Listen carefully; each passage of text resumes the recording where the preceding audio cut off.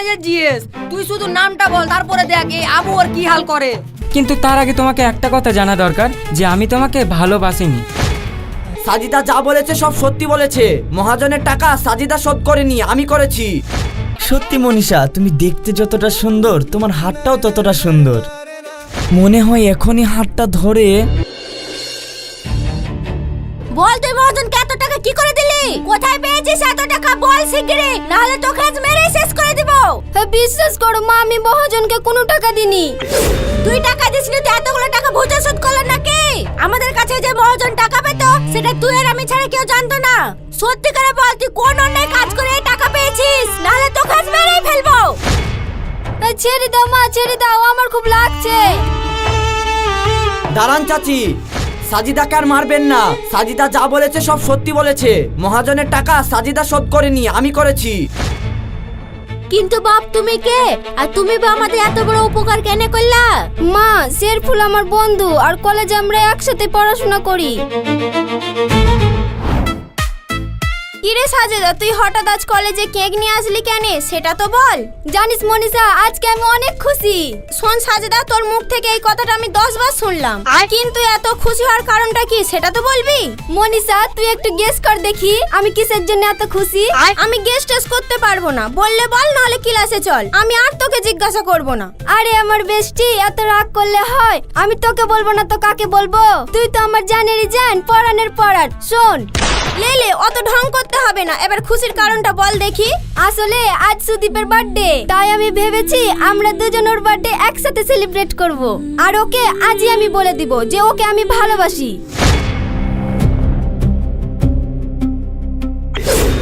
তাই নাকি? এটা তো খুব ভালো কথা। তা তুই সুদীপকে ভালোবাসিস এটা সুদীপ জানে? আমার মনে হয় জানে। সেই স্কুল লাইফ থেকে আমরা একসাথে পড়াশোনা করছি। ও আমার কত ক্লোজ বল দেখি। ঠিক আছে ঠিক আছে, তাহলে আর দেরি করিসনি, এখনই তুই গিয়ে সুদীপকে কেকটা দিয়ে প্রপোজ করে দিগা। আমি কলেজে তোর জন্য ওয়েট করছি। ঠিক আছে মনীষা, ও নদীর ধারে আমার জন্য দাঁড়িয়ে আছে।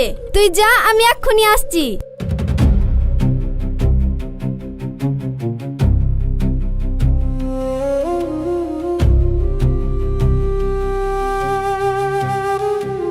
হ্যালো,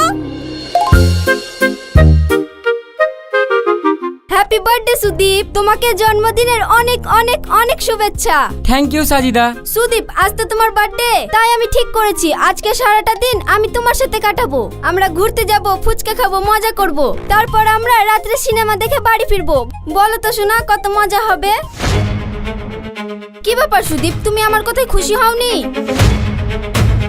দেখো সাজিদা, তুমি আমার বেস্টি, সেই জন্য তোমার কাছে কিছু আমি লুকাতে চাইনি। আমি জানি সাজিদা তুমি আজ আমাকে কিছু বলতে এসেছো, কিন্তু তার আগে তোমাকে একটা কথা জানা দরকার যে আমি তোমাকে ভালোবাসিনি। আসলে গত 2 বছর ধরে আমি আর মনীষা রিলেশনশিপে আছি। তাই মনীষা তোমার কাছ থেকে সব কিছু শোনার পর আমাকে ফোন করেছিল। ও আমার ওপর অনেক রেগে আছে, তাই প্লিজ তুমি আর আমাদের মাঝে বাধা হয়ে থেকো না। আমরা আগের মতন যেমন বন্ধু ছিলাম তেমনই থাকবো, ঠিক আছে? ছিল রে তোর ভালোবাসা, আমায় তুই চিনতে পারলি না।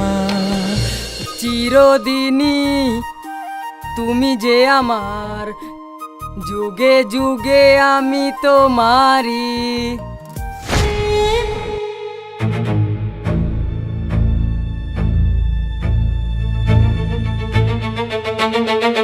কিরে সাজিদা, তুই এখানে বসে বসে কাঁদছিস কেন? কি হয়েছে আমাকে একটু খুলে বল তো। কিছু হয়নি, তুই যা। যাবো মানে? কলেজে কেউ কি তোকে কিছু বলেছে? সালা, আমি হলাম এই কলেজের জিএস। তুই শুধু নামটা বল, তারপরে দেখ এই আবু আর কি হাল করে। আবু, আমার যে সমস্যা তুই সমাধান করতে পারবি নি। পারবো না মানে? দরকার হয় আমার সংগঠনে ছেলে পেলে নিয়ে গোটা কলেজ ঘিরে ফেলবো, প্রিন্সিপালকে পর্যন্ত ঘরে আটকে ফেলবো। তারপর যে তোর সমস্যার সমাধান কিভাবে না হয় তাও আমি দেখছি। তুই শুধু তোর সমস্যাটা একবার বল। তাহলে শোন আবু, তাহলে তুই বল যে আমার প্রাণের বান্ধবী, যার সাথে আমি সব কথা শেয়ার করি, আর সেই যে আমার পিঠে এভাবে ছুরি মারবে এটা আমি কখনো বুঝতে পারিনি। মাঝে মাঝে মনে হচ্ছে এক্ষুনি দৌড়ে গিয়ে মনীষার চুলের মুঠি ধরে ঘুরি দিই, গোটা কলেজের সামনে ওকে অপমান করি। কিন্তু ও তো আমার বেস্ট ফ্রেন্ড, সেটাই বা আমি করবো কি করে? মনীষাকে যদি কোনোভাবে জব্দ করতে পারতাম তাহলে আমার মনের জ্বালাটা মিটতো। তাই তোরে সাজিদা, তোর যা সমস্যা এ তো দেশের মুখ্যমন্ত্রী এসব সমাধান করতে পারবে না। কি করি কি করি? হ্যাঁ সাজিদা, একটা উপায় আছে। এটা করলে তুই এই মনীষা আর সুদীপ দুজনকে জ্বালাতে পারবি। তাহলে কি উপায় বল? শুন সাজিদা, তুই একটা কাজ কর, কলেজে সব থেকে হ্যান্ডসাম ছেলেকে তুই তোর বয়ফ্রেন্ড বানা, আর ওকে নিয়ে তুই ওই মনীষা আর ওই সুদীপের সামনে যা, তাহলে দেখবি ওরা জ্বলে পুড়ে মরে যাবে। কিন্তু আমাদের কলেজের সব থেকে হ্যান্ডসাম ছেলে তো শেরফুল, ও তো কারোর সাথে প্রেম টেম করে না, ও কি আমার বয়ফ্রেন্ড হবে? শোন, ছেলেদের মন হলো অনেকটা বরফের মতো, যতক্ষণ ফ্রিজের মধ্যে আছে ততক্ষণ জমে থাকবে, একটু দাঁত পেলেই কিন্তু গলে যাবে। তুই একটু চেষ্টা করে দেখ না, ঠিক রাজি হয়ে যাবে। আর যদি রাজি না হয় তাহলে কোনটাকে কয়দিনের জন্য বয়ফ্রেন্ড বানিয়ে নিবি। হ্যাঁ, এইটা ভালো আইডিয়া। তাইলে চল, আর কাঁদতে হবে না, তোকে বাড়ি পৌঁছে দি। ওঠ, আমার বাইকে উঠে বস। আবু যে বললো শেরফুলকে বয়ফ্রেন্ড বানাতে, তো আমি শেরফুলকে রাজি করাবো কি করে? ও তো সবসময় পড়াশোনা নিয়ে থাকে, ও কি আমার প্রপোজালে রাজি হবে?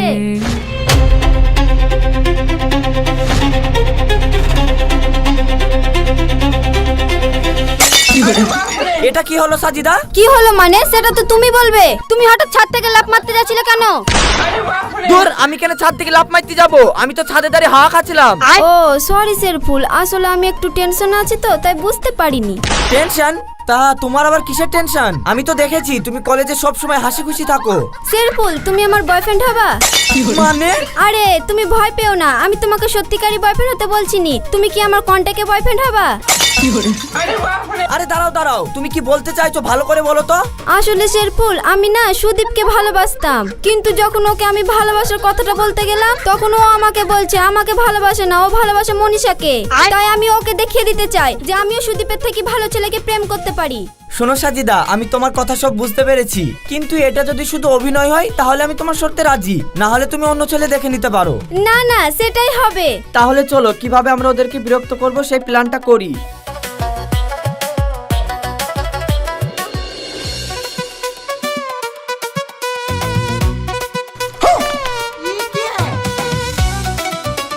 বাহ, চিপসটা তো খুব ভালো খেতে। তা মনীষা, তুই সুদীপকে ভালোবাসিস তাই তো? দেখ সাজেদা, এতে আমার কোনো দোষ নাই, সুদীপই আগে আমাকে প্রপোজ করেছিল। Smart girls, Sudip good choice. Sajida, আজকে তোমাকে একটু অন্যরকম লাগছে, তুমি কি আমার ওপর রেগে আছো? না, একদম না। জানো সুদীপ, তুমি আমাকে নদীর ধারে সেদিন বললে যে তুমি মনীষাকে ভালোবাসো, তখন আমার খুব রাগ হয়েছিল, আর আমি মনে মনে ঠিক করেছিলাম যেদিন মনীষা আমার চোখের সামনে পড়বে আমি ওর মুন্ডুটাকে ধরি পানিতে চুপড়াবত তুলবো।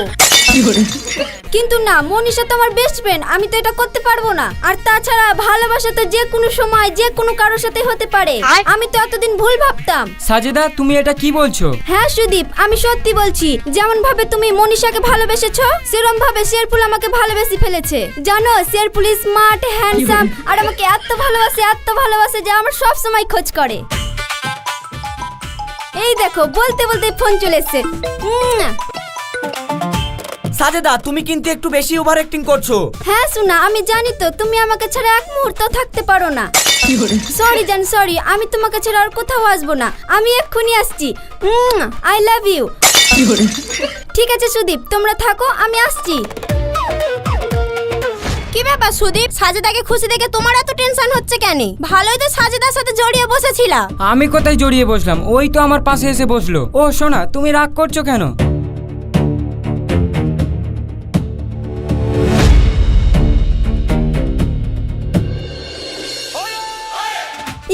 ইয়েস, আমি পেরেছি শেরফুল। ওদের দুজনের মুখে টেনশন দেখে আমার এত আনন্দ হচ্ছে, আমি তোমাকে বলি বোঝাতে পারবো না। ঠিক আছে সাজেদা, কিন্তু আমাদের কাজ এখনো শেষ হয়নি, চলো এবার পরের প্ল্যানটা সেরে নিই।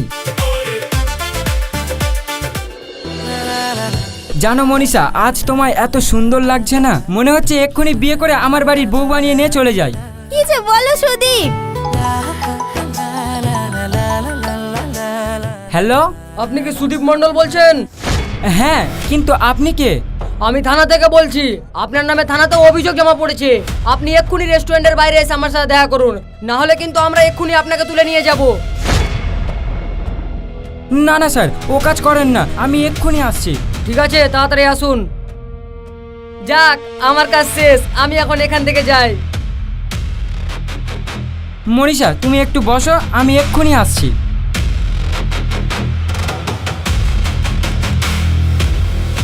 হাই মনীষা। হাই শেরফুল, কেমন আছো? ভালো আছি মনীষা, তা তুমি এখানে কি করছো? আসলে আমি আর সুদীপ রেস্টুরেন্টে ঘুরতে এসেছিলাম। আচ্ছা মনীষা, তোমার চোখে কি কোনো সমস্যা আছে? না তো, কিন্তু তুমি এ কথা বলছো কেন? না মানে তোমার মতো এত সুন্দরী মেয়ে সুদীপের মতো একটা বাদর ছেলের প্রেমে পড়েছো তাই বলছি আর কি। এই শেরফুল, সত্যি মনীষা, তুমি দেখতে যতটা সুন্দর তোমার হাতটাও ততটা সুন্দর। মনে হয় এখনই হাতটা ধরে। কি ব্যাপার মনীষা, তুমি শেরফুলের সাথে কি করছো? কই আমি কিছু করছি নি তো। মনীষা, তোমার বাদর চলে এসছে, তোমার বাদরটাকে সামলাও।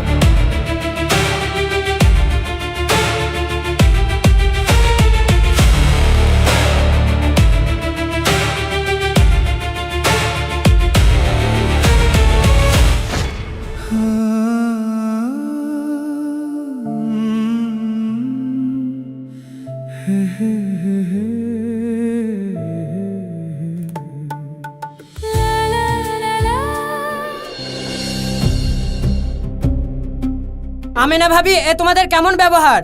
আরে জিৎ ভাই, তুমি আসো আসো বসো। শোনো ভাবি, এখানে আমি বসতে আসিনি। মারুফ ভাই অসুস্থ হওয়ার সময় তুমি তোমাদের বাড়িটা বন্দুক দিয়ে আমার কাছে যে টাকা লিয়েছিলা, সেই টাকাটা যে শোধ করতে হবে সেই খেয়াল কি তোমার আছে?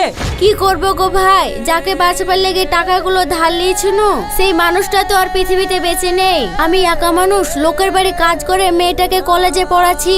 এতগুলো টাকা আমি এখন হট করে কোথায় পাবো? তুমি আমাকে আর কটা দিন সময় দাও, আমি যা করে হোক তোমার টাকাগুলো শোধ করে দেবো।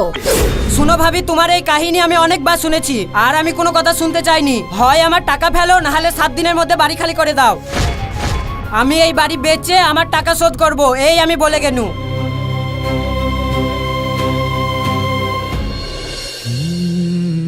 বলো সাজিদা, আজ কি করতে হবে? আজ আমরা একটা এমন প্ল্যান করব যাতে সুদীপ আর মনীষা দুজনে জ্বলে পুড়ে মরে। কি হয়েছে সাজিদা, তুমি কাঁদছো কেন? শেরফুল, আমার আব্বা যখন অসুস্থ হয়েছিল। তুমি কেঁদো না সাজিদা, ওপরে তো আল্লাহ আছে, তুমি আল্লাহর উপরে ভরসা রেখো, দেখবা সব ঠিক হয়ে যাবে। আসলে চাচি, আমি সাজিদার সাথে থাকতে থাকতে আমি সাজিদাকে মন থেকে ভালোবেসে ফেলেছি। তাই সাজিদার মুখে আপনাদের বিপদের কথা যখন শুনলাম, তখন আমি নিজে ওই মহাজনকে সব টাকা শোধ করে দিয়েছি। কিন্তু শেরফুল, আমার জন্য তুমি মহাজনকে এত টাকা কেন দিতে গেলে? তুমি কি এখনো বুঝবা না আমি তোমাকে সত্যিই ভালোবেসে ফেলেছি? কিন্তু শেরফুল, আমরা গরিব, তোমরা বড় লোক, তোমাদের বাড়িতে কি আমাকে তোমার বউ হিসেবে মেনে নেবে? সাজেদা, তুমি ওইসব নিয়ে চিন্তা করো না। আমি মাকে অলরেডি আমাদের সম্পর্কের কথা বলেই রেখেছি, আর মাও আমাদের এই সম্পর্কে রাজি। তাই মায়ের কথাতেই আজ আমি তোমাকে নিতে এসেছি। প্লিজ তুমি আমাকে ফিরিয়ে দিও না। চাচি, আমি সাজেদাকে অনেক ভালোবাসি। জামা, যে তোকে ভালোবেসে নিতে এসেছে তাকে তুই ফিরিয়ে দিসনি। আমিও তোদের এই সম্পর্কতে রাজি, আর আমি চাই তুই শেরফুলকে বিয়ে করে সুখী হো। জামা, তুই তোর ভালোবাসার মানুষটার কাছে যা।